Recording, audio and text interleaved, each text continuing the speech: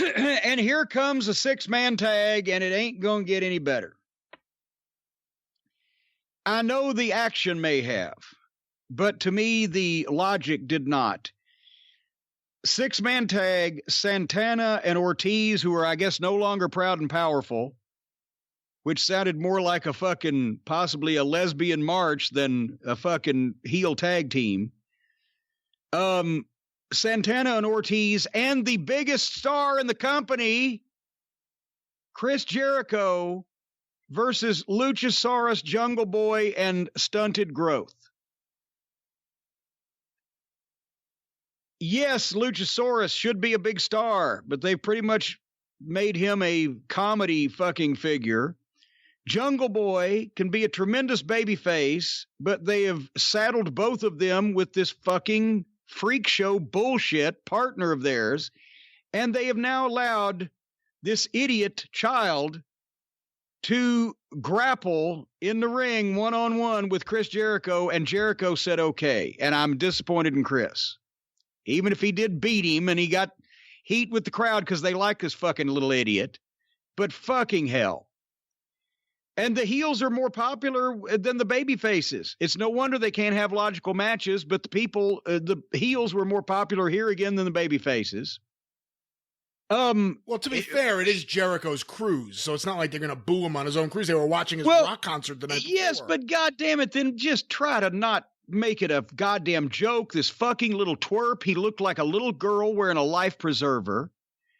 It was phony choreographed bullshit, which is the last thing that Chris Jericho needs to be in for this company's sake, because he's the one drawing the money and pretty much carrying the goddamn thing.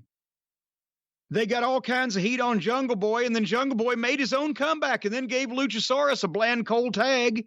And then somehow Luchasaurus goes and fights fucking Jake Hager back to the goddamn Baskin Robbins where Jake's kids are waiting, where he works part-time as a real estate agent, the way he dresses.